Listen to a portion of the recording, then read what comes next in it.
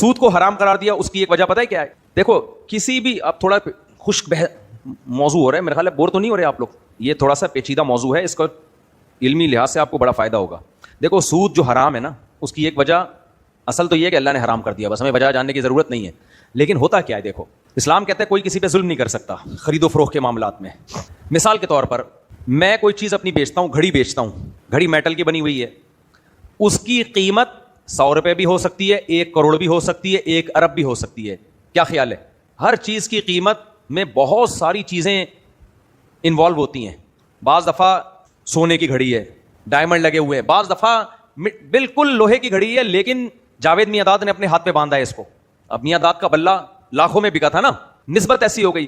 تو کسی بھی چیز کی حقیقی معنوں میں کوئی قیمت متعین نہیں ہے، یہ سامنے والے پر ہے کہ وہ بارگیننگ کر کے کون سی قیمت متعین کرتا ہے. جب وہ متعین کر لیتا ہے، دونوں راضی ہو جاتے ہیں، تو پھر اسلام یہ کہتا ہے کہ اس چیز کی اس وقت اس شخص کے لیے یہ قیمت متعین ہے، تو نہ اس پہ ظلم ہے نہ اس پہ ظلم ہے جو خرید رہا ہے.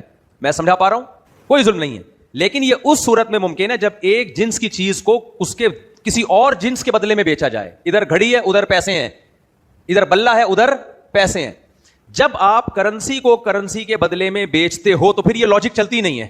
10 روپے کا نوٹ ہے، آپ 11 روپے میں بیچتے ہو، تو 10 روپے کی قیمت 11 روپے ہو نہیں سکتی. اس میں شریعت کہتی ہے جو 11 دے رہا ہے نا، اس پہ ظلم ہو رہا ہے کہ یہ ہے 10 کا، تو یہ 11 کس بات کے لے رہا ہے. اس کو ہم کہتے ہیں فقہ کی اصطلاح میں کہ یہ جو اضافی 1 روپے ہے یہ خالی عن العوض ہے، اس کا کوئی معاوضہ اس کو نہیں مل رہا. بھائی 10 روپے کے بدلے میں جو 11 روپے آپ کو دے رہا ہے، تو وہ جو ایک اضافی دے رہا ہے، وہ اضافی کیا ہے؟ خالی عن العوض، اس کا کوئی معاوضہ نہیں مل رہا اس کو. بھائی 5 روپے کا بلہ 5 کروڑ میں جب بک رہا ہے، تو ہم پورے 5 کروڑ کو کہیں گے یہ بلے کے مقابلے میں ہے.